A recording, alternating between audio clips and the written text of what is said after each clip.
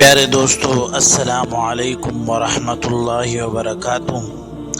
آج ہم فتوحات شام کے بارے میں، جب آپ رضی اللہ تعالیٰ عنہ مسیلمہ کذاب اور اسود عنسی اور سجاح اور طلیحہ کے خلاف کارروائی سے فارغ ہوئے اور مانعین زکوٰۃ اور مرتدین کی سرگوبی ہو گئی، تو آپ رضی اللہ تعالیٰ عنہ نے شام کی طرف لشکروں کے بھیجنے کا ارادہ کیا اور اپنی پوری ہمت رومیوں سے لڑنے کی طرف متوجہ فرمائی۔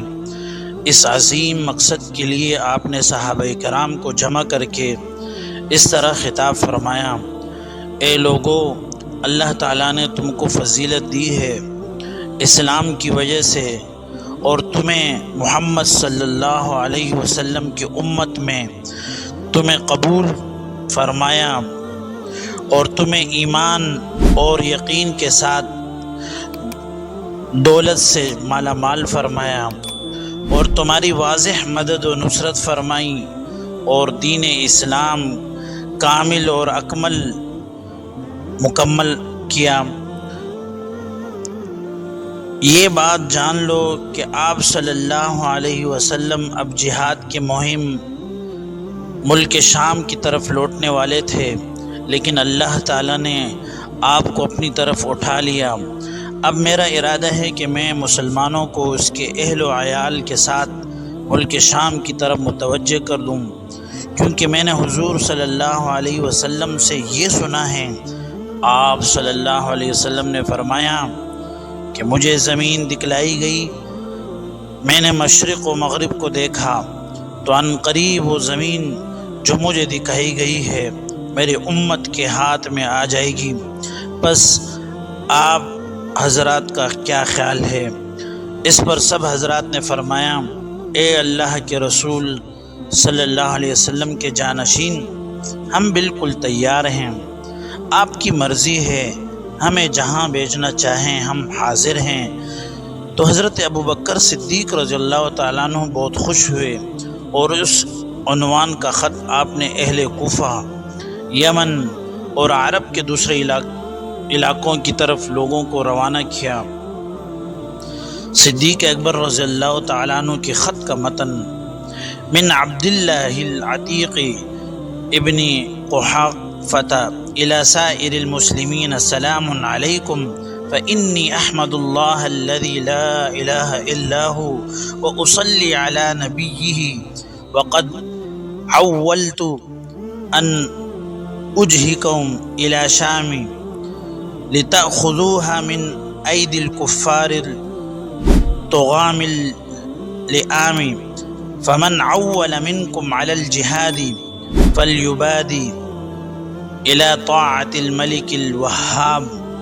ترجمہ یہ ہے، یعنی حضرت ابوبکر صدیق رضی اللہ تعالیٰ عنہ کی طرف سے تمام مسلمانوں کو سلام اور اللہ تعالیٰ کی حمد اور حضور اقدم صلی اللہ علیہ وسلم پر درود کے بعد عرض یہ ہے کہ میں نے ارادہ کی ہے کہ تم کو شام بھیج دوں تاکہ تم لوگ ملک شام کو کفار سرکشوں اور نالائقوں سے چھین لو۔ بس تم میں سے جس کا بھی جہاد کا ارادہ ہو تو وہ اللہ تعالیٰ کی اطاعت کی طرف جلدی جلدی آ جائے۔ آپ رضی اللہ تعالیٰ عنہ نے حضرت انس رضی اللہ عنہ کے ہاتھ یہ خط مختلف اطراف میں روانہ کر دیا اور جواب کا انتظار کرنے لگے۔ آپ نے اس خط کے آخر میں یہ آیت بھی لکھ دی تھی: انفروا خفافا وثقالا وجاہدوا باموالکم وانفسکم فی سبیل اللہ۔ کچھ دنوں کے بعد حضرت انس واپس تشریف لائے اور عرض کیا کہ سب لوگ تیار ہو کر آ رہے ہیں۔ بس پھر کیا تھا، لوگ فوج در فوج، قبیلہ در قبیلہ، یک کے بعد دیگر مدینہ منورہ پہنچنا شروع ہو گئے۔ کوئی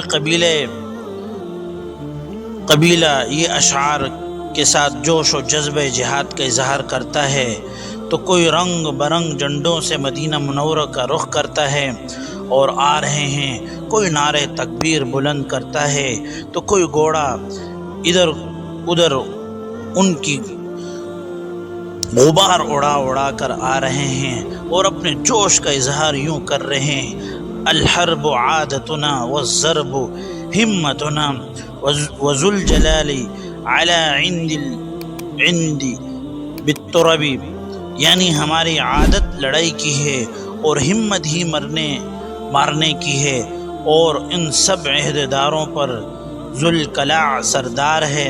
ہمارا لشکر آ چکا ہے، قدم کتبنا فالروم بغتیانا والشام مسکنا بالرغم للصلب،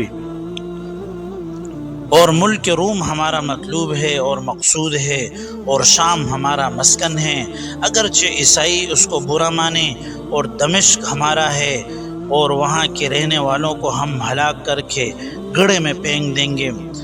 قبیلے حمیر کے لوگ اہل و عیال کے ساتھ آئے تھے۔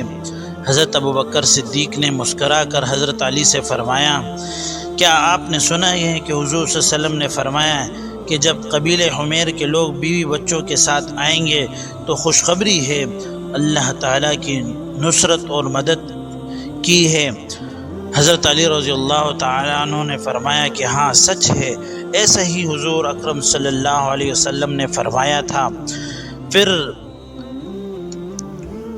مزدحج کے لوگ بڑے آب و تاب کے ساتھ اسلحے میں چھپے ہوئے جب حضرت ابوبکر صدیق رضی اللہ تعالیٰ عنہ کے قریب آ گئے تو ان کے سردار قیس بن ہرہ نے بطور تعارف رجز کے یہ اشعار پڑھ لیے: اتت کا کتائب منا سراعا ذل وتیجان، ترجمہ یہ ہے کہ ہمارا لشکر آپ کی خدمت میں بہت جلد حاضر ہو گیا، ہم قبیلے مراد کے تاج کے مالک ہیں، ہم آپ کی خدمت میں حاضر ہوئے ہیں تاکہ آپ ہمیں دیکھیں اور ہمیں حکم دیں کہ ہم رومیوں کو حمائل شدہ تلواروں سے تباہ و برباد کریں۔ حضرت ابوبکر صدیق نے خوش ہو کر ان کو دعائے خیر دی۔ پھر قبیلے تی کے لوگ آئے گئے، پھر قبیلے ازدوالے کے لوگ آ گئے، پھر قبیلے دوس کے لوگ آ گئے۔ تو حضرت ابو ہریرہ رضی اللہ تعالیٰ عنہ کا قبیلہ تھا، ان میں حضرت ابو ہریرہ رضی اللہ تعالیٰ عنہ بھی تھے۔ جب ابوبکر صدیق رضی اللہ تعالیٰ عنہ نے ان کو دیکھا کہ حضرت ابوبکر کمان لٹکائے ہوئے اور ترکش لیے ہوئے تیار کھڑے ہیں تو ہنس پڑے۔ فرمایا: اے ابو ہریرہ رضی اللہ تعالیٰ عنہ، تم کیوں چلے آئے ہو؟ تم تو لڑائی کے فن سے کم واقف ہو، کیونکہ طالب علم تھے۔ حضرت ابو ہریرہ رضی اللہ تعالیٰ عنہ نے جب جواب دیا کہ اے صدیق اکبر، اول تو فریضہ جہاد کا ثواب کمانے کا ارادہ ہے، دوسری بات یہ ہے کہ شام کے سرسبز و شاداب علاقوں میں مزیدار پھل کھاؤں گا۔ حضرت ابوبکر صدیق رضی اللہ تعالیٰ عنہ خوب ہنسے۔ اس کے علاوہ بھی ایک خلق خدا مدینہ طیبہ میں جمع ہو گئی۔ جب شہر میں جگہ تنگ پڑ گئی تو لوگوں نے مشورے کے ساتھ حضرت ابوبکر صدیق رضی اللہ عنہ کے سامنے شام کی طرف روانگی کی درخواست پیش کر دی۔ ایک جذبہ ہے، ایک ولولہ ہے، مدینہ طیبہ اللہ کے شیروں سے بھرا ہوا ہے، اللہ اکبر کے نعروں سے ہر چار سو ایک زلزلہ برپا ہے، اللہ کے سپاہی اپنے ہتھیار درست کیے ہوئے ہیں، اشارہ صدیقی کی طرف منتظر ہیں، شوق و ذوق، عزم و جزم، ایمان و ایقان، رفعت اور عظمت، شجاعت و بصالت، ایثار و قربانی کے مناظر، دشت و بیاباں، کوہ پہاڑ، میدان و صحرا، بحر و بر کے سامنے ہیں اور سب گواہی دیتے ہیں اولئک حزب اللہ، ہاں یہی اللہ کی فوج ہے۔ تلواروں کی براق، کمانوں کی کٹکہٹ، نیزوں کی چرچراہٹ، زروں کی بنبناہٹ، جوتوں کی آہٹ، گھوڑوں کی قداحت، اونٹوں کی بڑبڑاہٹ، یہ موج در موج اللہ کی فوج اس طرح عملی نمونہ پیش کرتے ہیں کہ ان الارض للہ یرثھا عبادی الصالحون۔ ابوبکر صدیق رضی اللہ تعالیٰ نے فرمایا: آپ کو ستانا مقصود نہیں بلکہ انتظار ہے تاکہ تم سب اکٹھے جمع ہو جاؤ۔ لوگوں نے کہا ہم سب آ گئے ہیں، بسم اللہ کیجئے اور ہمیں کفار کی طرف بھیجیے۔ ابو بکر صدیق رضی اللہ تعالیٰ عنہ نے فوراً کھڑے ہوئے اور پیادہ بمع عثمان و علی و سعید بن زبیر رضی اللہ تعالیٰ عنہ وغیرہم مدینہ منورہ سے باہر نکل آئے۔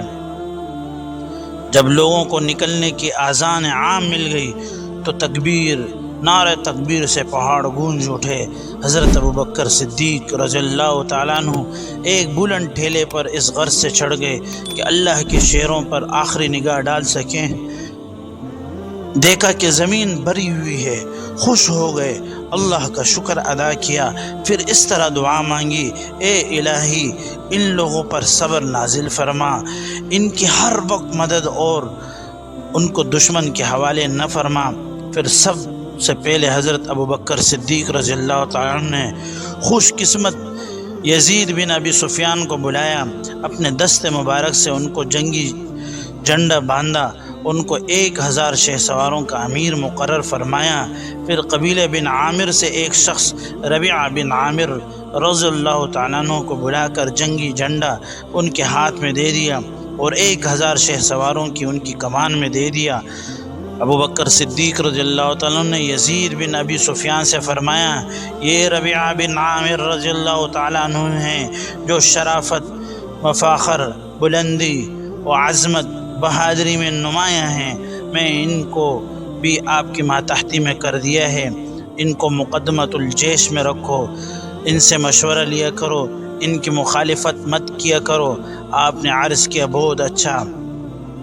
حضرت ابو بکر صدیق رضی اللہ تعالیٰ عنہ پیدل جا رہے تھے تو یزید بن ابی سفیان رضی اللہ تعالیٰ عنہ نے فرمایا، اے اللہ کے رسول کے خلیفہ، ہم کو حیا آتی ہے اور اللہ کے غضب سے ڈرتے ہیں کہ آپ پیدل جا رہے ہیں اور ہم سوار ہیں، یا تو آپ سوار ہو جائیں یا ہم اترتے ہیں۔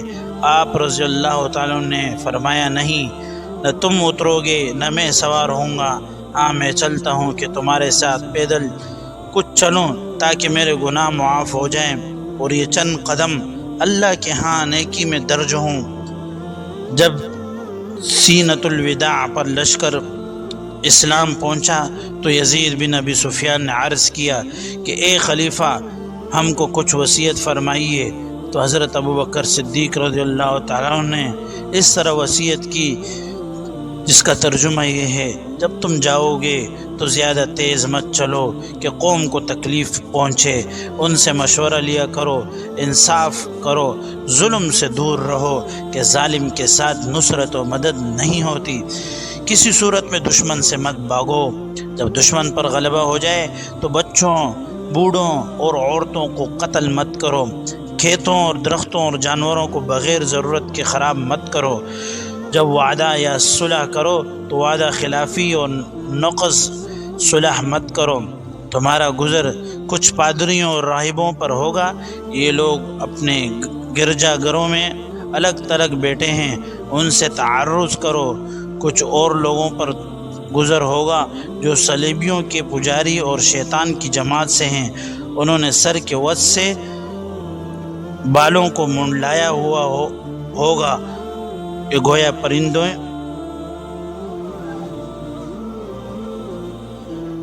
گویا کہ پرندے کا گھونسلہ بنا ہوا ہے۔ ان کے خلاف کارروائی کرو، ان پر تلوار اٹھاؤ یہاں تک کہ اسلام قبول کر لیں یا ذلیل ہو کر جزیہ ادا کریں۔ پھر صدیق اکبر رضی اللہ تعالیٰ عنہ نے مصافحہ کر کے سب کو الوداع کیا اور مدینہ منورہ واپس لوٹ آئے۔ حضرت یزید رضی اللہ تعالیٰ عنہ جب کچھ دور چلے گئے تو تیز تیز چلنا شروع کیا تو ربیعہ بن عامر رضی اللہ تعالیٰ عنہ نے ان سے عرض کیا کہ یہ کیا انداز ہیں، حالانکہ ابو بکر صدیق نے آپ کو اس طرح چلنے سے منع کیا تھا۔ حضرت یزید بن سفیان نے فرمایا، اے ربیعہ، ہمارے پیچھے حضرت ابو بکر صدیق رضی اللہ عنہ دیگر لوگوں کو تیار کر کے بھیج رہے ہیں، تو میں چاہتا ہوں کہ سب سے پہلے دشمن کے خلاف کارروائی ہم کریں، اور ان میں 3 فوائد ہیں: اللہ اور رسول کی رضامندی، نمبر 2 خلیفہ کی خوشنودی، نمبر 3 فتح کی صورت میں مال غنیمت۔ ربیعہ نے عرض کیا ٹھیک ہے۔ پھر یہ حضرات وادی قرا اور اقزع کے راستے سے نکلے تاکہ تبوک پہنچ جائیں، اور وہاں سے جابیہ ہوتے ہوئے دمشق پہنچ گئے۔ ہرقل کی تیاری۔ ہرقل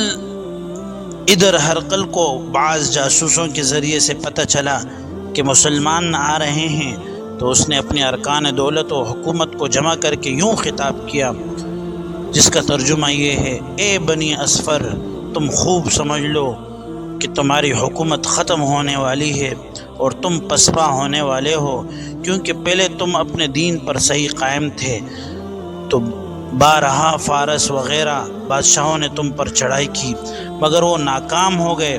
ترکوں نے شورش کی مگر پسپا ہو گئے۔ اب تم نے ظلم شروع کر دیا ہے، جرائم پر اتر آئے ہو، اسی لیے تم پر ایک ایسی قوم بھیجی گئی ہے جس کو بھوک قحط نے مجبوراً تمہارے ملک پر ڈالا ہے۔ ان کے نبی نے ان کو بھیجا ہے تاکہ تم سے تمہارا ملک چھین لے۔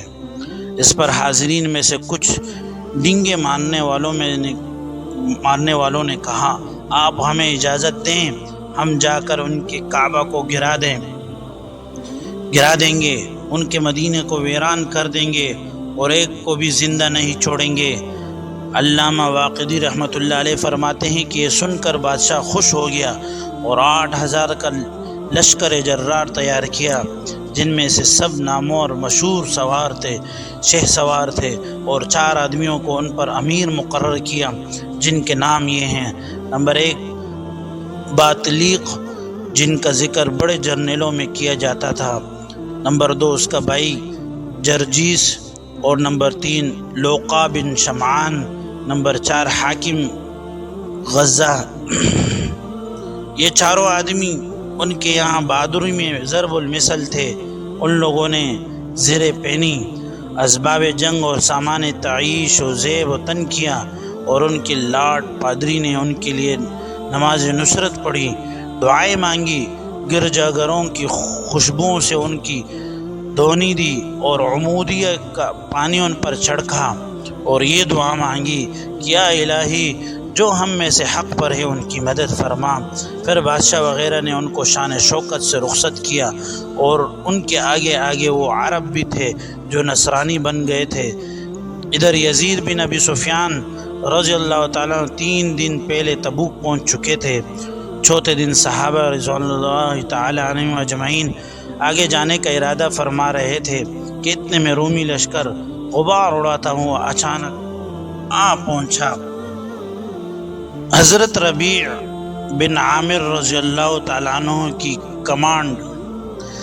یزید بن ابی سفیان رضی اللہ تعالیٰ عنہ نے 1000 لشکر کو کمینگاہ میں ربیع کی کمانڈ میں رکھا، اور 1000 لشکر لے کر خود میدان میں مقابلے کے لیے آ گئے۔ آپ نے سب بندی مکمل کی اور اس طرح آواز فرمایا: اے میرے ساتھیوں، اللہ نے تمہارے ساتھ مدد کا وعدہ فرمایا ہے اور مختلف مواقع میں تمہاری مدد کی ہے۔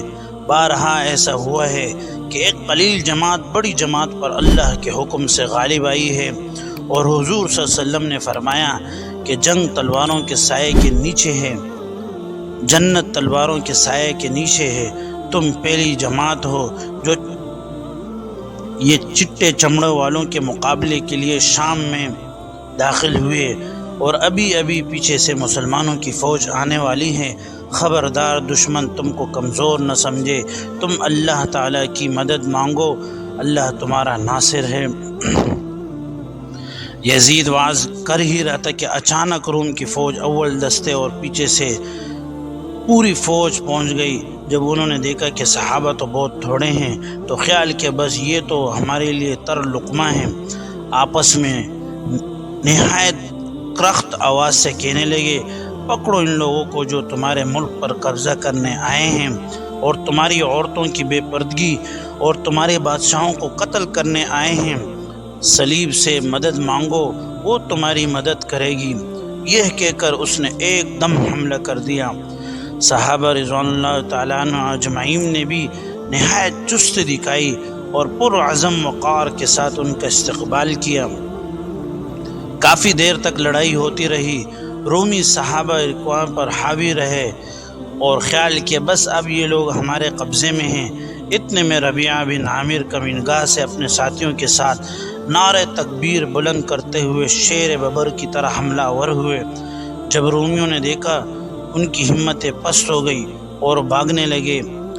باطلیق ان کو ڈانٹ رہا تھا کہ مت بھاگو مت بھاگو۔ حضرت ربیعہ نے جان لیا کہ کفار کا سرغنہ یہی ہے، تو ایک دم ان پر ٹوٹ پڑے اور ٹھیک نیزے سے ان کو مار کر ہلاک ہو گیا۔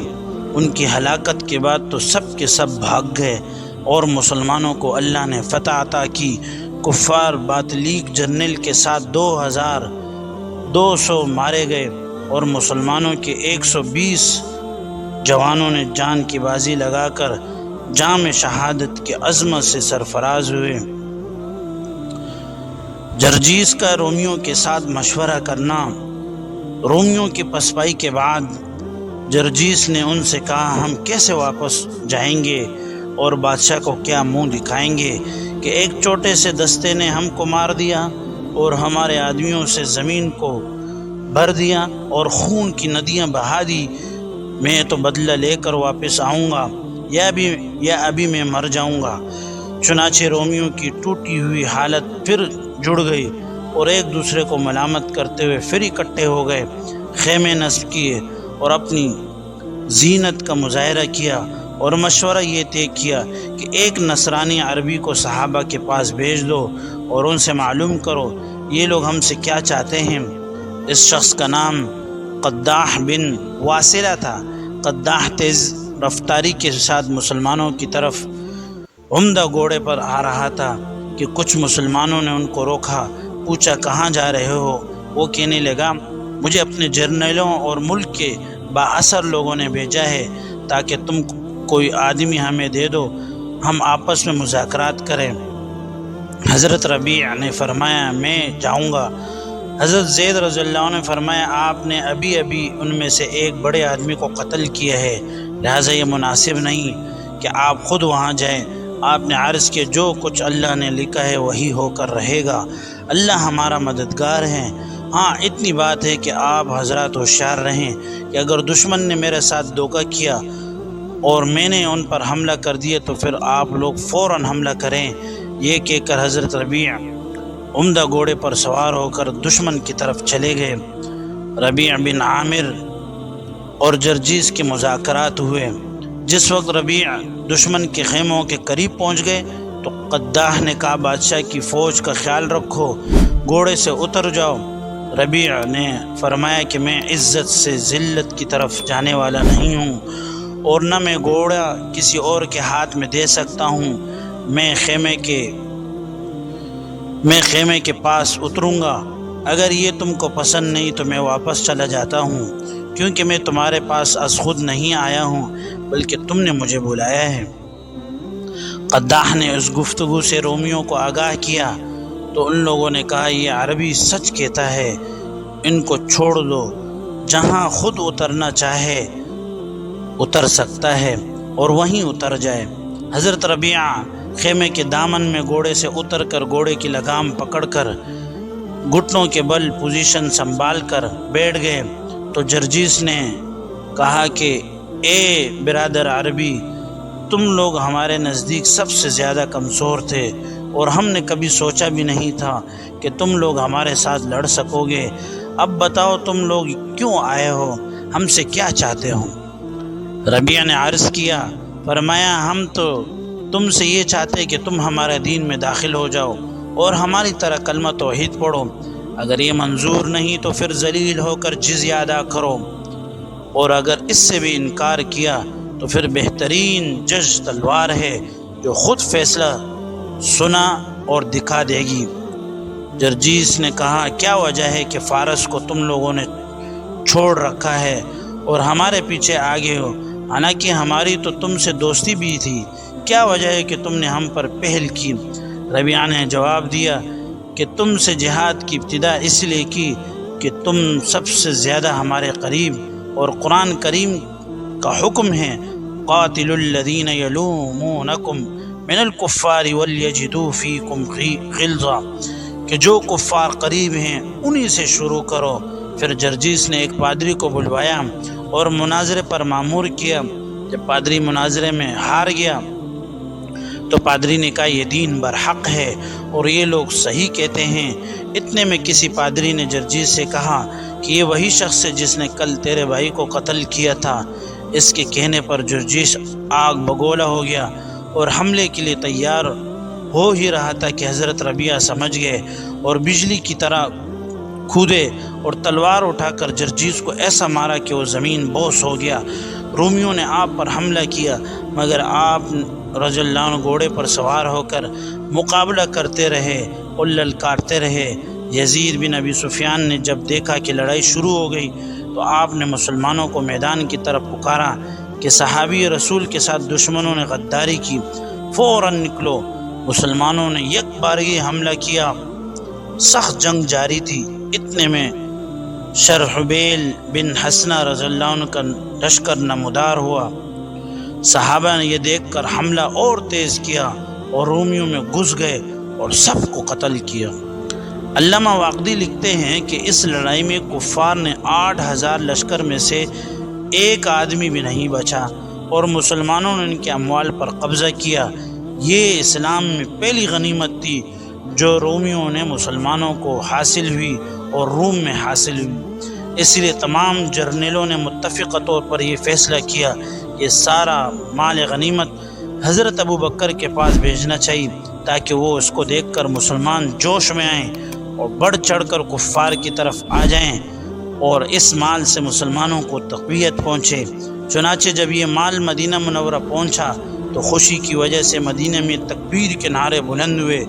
حضرت ابوبکر صدیق رضی اللہ عنہ کو جب پتہ چلا کہ رومیوں سے مال غنیمت حاصل ہو گیا ہے تو آپ نے سجدہ شکر ادا کیا اور فرمایا یہ نیک فعل ہے۔